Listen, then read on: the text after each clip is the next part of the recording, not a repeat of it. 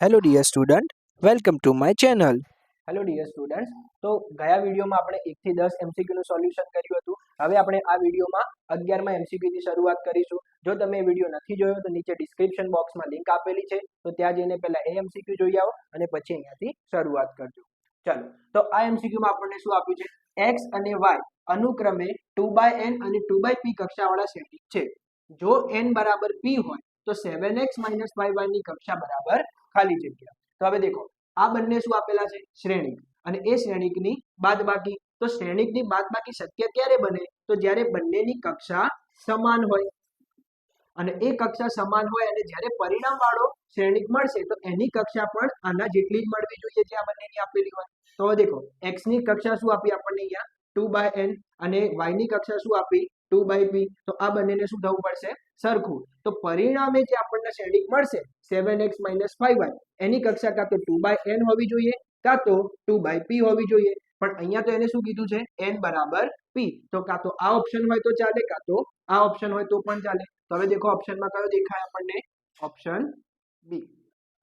Okay, તો next MCQ આપણને આપ્યો છે કે જો -2, 0, 0,4, 0, કે શિરોબિંદુ વાળા ત્રિકોણનું ક્ષેત્રફળ 4 ચોરસ એકમ હોય તો k બરાબર ખાલી જગ્યા. હવે આપણે આનું સોલ્યુશન નિશ્ચાયકની મદદથી પણ કરી શકીએ, અને જો ના કરવું હોય તો આપણે ધોરણ 11માં સૂત્ર શીખી ગયા મુજબ ત્રિકોણનું ક્ષેત્રફળ બરાબર 1/2 માનાંકમાં આ જે કોઓર્ડિનેટ્સ તમને લખીને આપ્યા એ. તો દેખો, અહીંયા આપણે જોવા જઈએ તો ક્ષેત્રફળ કેટલું આપ્યું? 4 બરાબર 1/2. પછી કરીશું માનાંકમાં x1 y1, x2 y2, x3 y3 અને પહેલી હારને ફરીથી લખીશું. તો આને નામ આપી દઈએ x1 y1, x2 y2 અને x3 y3. તો અહીંયા કેવું થશે? દેખો, -20, 0,4, 0k અને આ પહેલી હારને ફરીથી લખીશું એટલે -20. હવે દેખો, આ બે ભાગાકારમાં, આ બાજુ જશે તો ગુણાકારમાં. ચાલો, હવે આને કેવી રીતે સોલ્વ કરવાનું? તો પહેલા હંમેશા નીચે ઉતરીશું. તો મલ્ટીપ્લાય કરતા જાઓ બધા. -2 * 4 છે -8. પછી આ બંને થઈ જશે 0. હવે વચ્ચે કરીશું કમ્પલસરી માઇનસ અને પછી કરીશું બ્રેકેટ. ચલો, હવે ઉપર જાઓ તો અહીંયા 0, અહીંયા 0 અને અહીંયા -2k અને મોડ્યુલસને કરીશું કમ્પ્લીટ. તો અહીંયા થઈ જશે 8 બરાબર -8 અને આ માઇનસ માઇનસ પ્લસ 2k. તો અહીંયાથી હવે આપણે બે કેસ બનાવીશું. કાં તો આ મોડ્યુલસ પ્લસ હશે કાં તો માઇનસ હશે. તો માટે 8 બરાબર -8 પ્લસ 2k અને -8 બરાબર -8 વત્તા 2k. જો આને સોલ્વ કરવામાં આવે તો 2k બરાબર થઈ જશે 16. તો k ની વેલ્યુ મળશે અહીંયાથી 8 અને અહીંયાથી થઈ જશે 2k = 0. તો k ની વેલ્યુ થઈ જશે 0. So correct option is C. Okay, તો નેક્સ્ટ એમસીક્યુ આપે છે જો a બરાબર શ્રેણિક 2, 3, 1, 4 હોય તો a ઇન્વર્સ એટલે કે a નો વ્યસ્ત શ્રેણિક બરાબર ખાલી જગ્યા. તો હવે દેખો, એના માટે આપણે અહીંયા સૂત્ર લખી આપ્યું છે કે a ઇન્વર્સ બરાબર 1 / નિશ્ચાયક a * એડજોઇન્ટ a. પણ વ્યસ્ત ક્યારે અસ્તિત્વ ધરાવશે? જ્યારે નિશ્ચાયકનું મૂલ્ય ≠ 0 હોય ત્યારે. તો સૌથી પહેલા આપણે એનો નિશ્ચાયક શોધી નાખીએ. તો નિશ્ચાયક a બરાબર નિશ્ચાયકમાં 2, 3, 1, 4. તો હવે અહીંયા મલ્ટીપ્લાય કરી દો. તો અહીંયા 4 × 8 -3 × 3. તો આન્સર આવશે 5, મતલબ ≠ 0. તો a ઇન્વર્સ અસ્તિત્વ ધરાવશે. તો હવે એનું સૂત્ર શું હતું? a ઇન્વર્સ બરાબર 1 / ડિટર્મિનન્ટ a * એડજોઇન્ટ a. તો દેખો, એડજોઇન્ટ કેવી રીતે શોધવાનો? તો એડજોઇન્ટ માટે આપણે અહીંયા શોર્ટ ટ્રીક આપી છે કે જો તમારો શ્રેણિક 2/2 કક્ષાવાળો હોય તો એના એડજોઇન્ટ માટે આપણે કરીશું અગ્ર વિકર્ણની અદલ બદલ અને પ્રતિ વિકર્ણની નિશાની બદલ. તો દેખો, આપણો શ્રેણિક શું હતો? 2, 3, 1, 4. તો આ બની ગયો આપણો અગ્ર વિકર્ણ. તો એની અદલ બદલ કરી નાખો એટલે શું થઈ જશે? ત્યાં આગળ 2 ની જગ્યાએ 4 આવી જશે અને 4 ની જગ્યાએ 2 આવી જશે. અને પ્રતિ વિકર્ણની નિશાની બદલ એટલે -3, -1 અને અહીંયા તો 1 / ડિટર્મિનન્ટ a. ડિટર્મિનન્ટ એ લાવ્યા તો આપણે 1/5. તો આ થઈ ગયું આપણું ઇન્વર્સ. તો ઓપ્શન કયો આવશે અહીંયા? Option B. તો નેક્સ્ટ એમસીક્યુ આપે છે જો a બરાબર શ્રેણિક 1, 0, 0, 3, 3, 0, 5, 2, -1 એ 3/3 કક્ષાવાળો ચોરસ શ્રેણિક હોય તો નિશ્ચાયક ઓફ એડજોઇન્ટ a બરાબર ખાલી જગ્યા. હવે જો તમે આનું એડજોઇન્ટ શોધવા જાવ તો ઘણો બધો સમય જતો રહેશે. તો એના માટે આપણે એક સૂત્ર યાદ રાખીશું. એડજોઇન્ટ ઓફ a નો નિશ્ચાયક બરાબર નિશ્ચાયક a ની n - 1 ઘાત. તો જે n બરાબર લઈશું આપણે કક્ષા. તો અહીંયા દેખો, n બરાબર આપણને આપ્યા છે 3. તો અહીંયા શું થશે? Adjoint of determinant a = determinant a ની 3 - 1 એટલે કે ટુ પાવર. હવે આનો નિશ્ચાયક શોધવા માટે આપણે પહેલી હારથી વિસ્તરણ કરી નાખો. તો દેખો અહીંયા પહેલી હારથી વિસ્તરણ કરશો તો ખાલી અહીંયાથી જ વિસ્તરણ થશે. તો અહીંયાથી વિસ્તરણ કરી નાખો તો શું થશે? 3021 એ નાનો નિશ્ચાયક બનશે અને બાકીના બે એલિમેન્ટ હતા 0, એટલે આગળ કશું શોધવાની જરૂર પડશે નહીં. તો અહીંયા સોલ્વ કરો તો અહીંયા -3 અને અહીંયા થઈ જશે 0. તો આન્સર આનો આવી જશે -3 અને જો આ ફોર્મ્યુલામાં મૂકી દઈએ તો થઈ જશે -3 નો સ્ક્વેર એટલે કે 9. So correct option is D. ચલો તો નેક્સ્ટ એમસીક્યુ આપે છે કે જો 0 less than theta less than 2π માટે a બરાબર જો શ્રેણિક આપેલો હોય આવો તો ખાલી જગ્યા. તો અહીંયા તમને વિવિધ ઓપ્શનમાં નિશ્ચાયક એનો વિસ્તાર શોધવાનો કીધું. તો એના માટે આપણે શું કામ કર્યું અહીંયા? તો એનો નિશ્ચાયક આપણે શોધી રાખ્યું. તો ચલો એના નિશ્ચાયક માટે આપણે પ્રથમ હાથથી એનું વિસ્તરણ કરી નાખ્યું. તો આપણને જવાબ શું મળ્યો? 2 + 2 sin² થીટા. તો અહીંયાથી દેખો sin થીટા વિશે આપણને કંઈક ખબર છે કે sin થીટાનો વિસ્તાર શું હોય? તો -1 થી 1 ની વચ્ચે. પરંતુ આપણા નિશ્ચાયકમાં શું આવ્યું? એનો સ્ક્વેર આવ્યો. તો જો અહીંયા બંને બાજુ વર્ગ કરી દેવામાં આવે તો હવે એટલું આપણને ખબર પડી કે કોઈ પણનો વર્ગ હંમેશા 0 કરતા મોટો હોય. તો જ્યારે આપણે બંને બાજુ વર્ગ કરીશું, બંને બાજુ વર્ગ કરતા, તો અહીંયા જે માઇનસ હતું એની જગ્યાએ આપણે ક્યાંથી શરૂઆત કરવી પડશે? 0 થી. તો 0 less than sin² theta less than or equals to 1. હવે આગળ શું જોઈશે આપણે? 2. તો બધાને 2 થી મલ્ટીપ્લાય કરી નાખીશું. તો અહીંયા 0 less or equals to 2 sin² theta less or equals to 2. હજુ આગળ શું આપ્યા છે? અને 2. તો બધી બાજુ 2 ઉમેરી દઈએ તો અહીંયા થશે 2 less than or equals to 2 + 2 sin² theta less than or equals to 4. તો આ થઈ ગયો આપણો ડિટર્મિનન્ટ. તો દેખો અહીંયા ડિટર્મિનન્ટની રેન્જ શું બની? 2 to 4 અને ઇક્વાલિટી આપી છે એટલે કયો અંતરાલ લેવો પડશે? સંવૃત અંતરાલ. તો એની વેલ્યુ કેવી થઈ ગઈ? સંવૃત અંતરાલમાં 2 to 4. So correct option is D. ચલો તો નેક્સ્ટ એમસીક્યુ આપે છે f(x) = k cos x / 3π - 2x જ્યારે x not equals to 3π/2 હોય ત્યારે અને જ્યારે x 3π/2 હોય ત્યારે આન્સર આપશે 3. જો એ વિધેય x બરાબર 3π/2 આગળ સતત હોય તો k ની કિંમત શોધો. તો હવે દેખો જ્યારે ઇક્વાલિટી અને નોટ ઇક્વાલિટી વાળી વાત આવે અને સાતત્યની વાત આવે તો કયું સૂત્ર યાદ રાખવાનું? Limit x tends two a fx બરાબર f of a. મતલબ લક્ષ બરાબર કિંમત થાય. તો હવે દેખો અહીંયા એક આપણને કેટલો કીધો? 3π/2. તો અહીંયા આપણે મૂકીશું લિમિટ x ટેન્ડ્સ ટુ 3π/2. તો લિમિટ વાળા કેસમાં આપણે આ વિધેયનો ઉપયોગ કરીશું કારણ કે આમાં આપ્યું છે નોટ ઇક્વાલિટી. તો અહીંયા લખીશું k cos x ભાગ્યા 3π - 2x અને એ બિંદુ આગળની કિંમત આપી છે આપણને 3. હવે જો અહીંયા ડાયરેક્ટ 3π/2 મૂકી દેવામાં આવશે તો અહીંયાનો છેદ બની જશે 0 અને લક્ષમાં છેદ 0 ચાલશે નહીં. તો આવો દાખલો કોઈ પણ આવે તો એના માટે આપણે હંમેશા યુઝ કરીશું L hospital rule. L hospital rule શું કહેશે આપણને? કે તમે વિધેયનું લક્ષ કાઢો કે એના વિકલનનું લક્ષ કાઢો, બંને જવાબ સરખા જ મળશે. તો અહીંયા આપણે ઉપર નીચે વિકલન કરી નાખીએ તો શું થશે?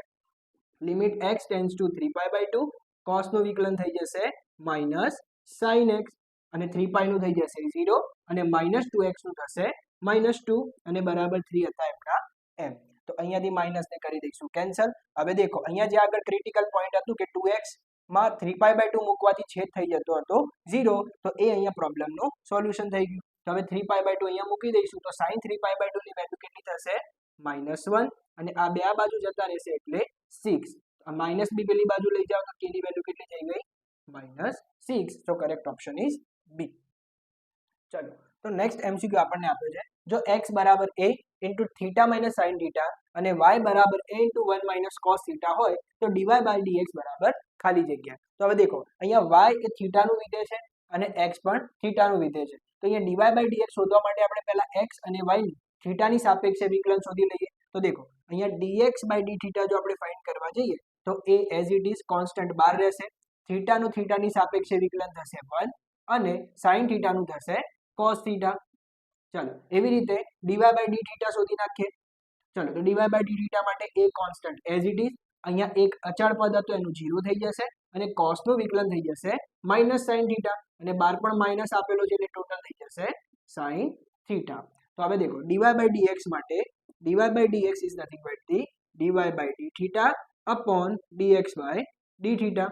ચલો તો dy/dθ ની વેલ્યુ આવી a into sin theta upon dx/dθ ની value a into 1 - cos theta. તો અહીંયાથી a થી a થઈ જશે cancel.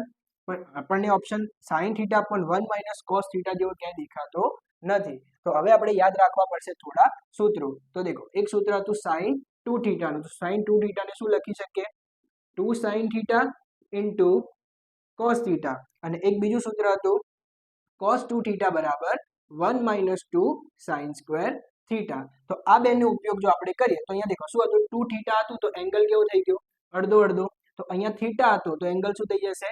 Theta by 2 theta by 2 અને આગળ આવશે 2. એવી રીતે જો અહીંયાથી થોડુંક સાદું રૂપ આપણે આપીએ તો આનો જવાબ શું થશે? 2 સાઇન સ્ક્વેર થીટા બાય 2. અહીંયાથી 2 થી 2 થઈ જશે કેન્સલ. એક સાઇનની પાવર ઉડી જશે. તો cos theta upon sine theta એટલે કે cot. પણ અહીંયા થીટાની જગ્યાએ શું આવશે? Theta by 2. So correct option is B. Okay, તો નેક્સ્ટ એમસીક્યુ આપે છે આપણને d by dx of sine of log 7x. તો દેખો આને વિકલન કરવા માટે આ સાઇન ની અંદર જે પણ ઇનપુટ આપેલું રહ્યું જો એને આપણે x માની લઈએ તો આ કોના જેવું દેખાશે? sin x જેવું. તો યાદ કરો સાઇન નું વિકલન શું થશે? cos. જો અહીંયા x હોત તો આપણું કામ થઈ ગયું, પણ એને શું આપ્યું? log 7x. તો આનું બાજુમાં ફરીથી કરવું પડશે વિકલન. આને કહેવાય ચેઇન રૂલ. હવે દેખો log નું વિકલન તમે ક્યારે કરી શકો? તો જ્યારે એનો આધાર e હોય ત્યારે, બરાબર. પણ અહીંયા આધાર કયો આપે છે આપણને? 7. તો એ નીકાળવા માટે આપણે વાપરીશું આધાર પરિવર્તનનો નિયમ. આધાર પરિવર્તનનો નિયમ શું કહે છે કે જો log બેઝ a b હોય તો તમે એને શું લખી શકો? બેઝ ચેન્જ કરી શકો. તમે અહીંયા બેઝ e કરી નાખો તો ઉપરવાળી એન્ટ્રી ઉપર, નીચેવાળું નીચે. તો અહીંયા દેખો પહેલા આપણે એ અપ્લાય કરીશું અને પછી એનું વિકલન કરીશું. તો દેખો આને શું લખી શકાય? log અને ઉપર નીચે બંને સાઈડ log લખી નાખીએ અને બેઝ કરી નાખીએ એનો e. ઉપરવાળી એન્ટ્રી ઉપર રહેશે અને બેઝ એનો નીચે આવી જશે. તો હવે દેખો આ તો કોન્સ્ટન્ટ ક્વોન્ટિટી થઈ ગઈ તો એનું વિકલન તો નહીં થાય ને, એમને એમ રાખીશું. અને log x નું વિકલન થઈ જશે 1 બાય x. તો આન્સર કેવો થશે આનું? log x નું વિકલન 1 બાય x એટલે x નીચે અને જોડે શું આવશે? log 7. તો correct option is C. Okay, તો નેક્સ્ટ એમસીક્યુ આપણને આપ્યો છે કે એક વસ્તુના x એકમના વેચાણથી મળતી કુલ આવક એટલે રૂપિયામાં rx બરાબર 3x² + 36x + 5 દ્વારા મળે છે. જ્યારે x = 10 હોય ત્યારે થતી સીમાંત આવક રૂપિયામાં ખાલી જગ્યા થાય. હવે દેખો કુલ આવક, સીમાંત આવક એટલે એને કહેવાય રેવન્યુ. રેવન્યુ એટલે કંપનીએ જે કુલ ઉત્પાદન કર્યું હોય અને કુલ ઇન્કમ આવી હોય એ. તો આવું કોઈ પણ એક્ઝામ્પલ આવે તો સૌથી પહેલા જે પણ તમને વિધેય આપ્યું એનું આપણે કરી નાખીશું વિકલન. તો અહીંયા દેખો r કોનું વિધેય આપ્યું આપણને? x નું. તો r નું x ની સાપેક્ષે વિકલન કરી નાખીશું એટલે અહીંયા થશે r ડેશ x. તો આનું વિકલન કરશો તો દેખો આમાં ઘાત આગળ આવી જશે એટલે 3 દુ 6x અને ઘાતમાંથી 1 ઓછો 36x નું વિકલન થઈ જશે 36 અને 5 નું થઈ જશે 0. હવે x ની વેલ્યુ કેટલી કીધી આપણને? 10. તો 10 અહીંયા મૂકી દઈએ તો શું થઈ જશે? 6 × 10 + 36 મતલબ 60 + 36. તો કુલ સીમાંત આવક કેટલી થઈ ગઈ? 96. તો correct option is B. Okay, તો નેક્સ્ટ એમસીક્યુ આપણને આપ્યો છે નીચે આપેલા અંતરાલો પૈકી કયા અંતરાલમાં y બરાબર x² × e−x વધતું વિધેય છે?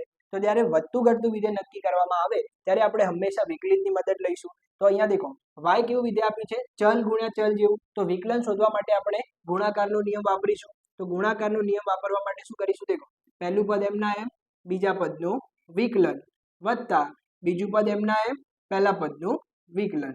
તો ચલો અહીંયા x² એમના એમ, e−x નું વિકલન શું થશે? e−x. અને આ -x નું બાજુમાં ફરીથી કરવું પડશે જે થશે -1 plus e−x as it is અને x² નું વિકલન કેટલું થશે? 2x. હવે આ બંનેમાંથી જે કોમન આપણે નીકાળી દઈએ તો e−x અને x ની 1 ઘાત એને બહાર લઈ લઈએ તો અહીંયા શું બચશે? હવે એક x બચશે અને આ માઇનસ હતો એ પ્લસ અહીંયાથી આટલું નીકળી ગયું તો શું બચ્યું હશે? 2. હવે વધતું ઘટતું વિધેય નક્કી કરવા માટે આપણે ક્રિટિકલ પોઈન્ટ શોધીશું. તો dy/dx ને 0 સાથે સરખાઈ દઈએ તો અહીંયા દેખો આ વિધેય કોઈ દિવસ 0 નહીં થાય. તો x અને -x + 2 ને જો આપણે 0 સાથે સરખાઈએ તો x ની વેલ્યુ મળશે આપણને 0 અથવા x ની વેલ્યુ આપણને મળશે 2. તો અહીંયા બે ક્રિટિકલ પોઈન્ટ આપણા માટે નક્કી થઈ ગયા. હવે આપણે વિવિ કર્વ મેથડનો ઉપયોગ કરીશું. તો અહીંયા એક પોઈન્ટ મળ્યું 0 અને બીજું મળ્યું 2. તો અહીંયા બે પોઈન્ટે આપણી નંબર લાઈનને 3 પાર્ટમાં ડિવાઈડ કરી દીધા. તો હવે દેખો 2 થી કોઈ એક મોટી વેલ્યુ વિચારીએ આપણે, સપોઝ 3. જો અહીંયા 3 મૂકી દેવામાં આવે વિકલનમાં તો આ જે ટર્મ રહ્યું -x + 2 એ બનાવી દેશે નેગેટિવ. તો ઓવરઓલ રિઝલ્ટ બનાવશે નેગેટિવ. તો ઇન્ડિવિજ્યુઅલ આ થઈ જશે પોઝિટિવ, આ થઈ જશે નેગેટિવ. તો આટલા અંતરાલમાં વિધેય કેવું મળ્યું આપણને? ગ્રેટર ધેન 0 મતલબ 0 થી 2 માં વિધેય કેવું હશે? વધતું. સો કરેક્ટ ઓપ્શન ઇઝ ડી.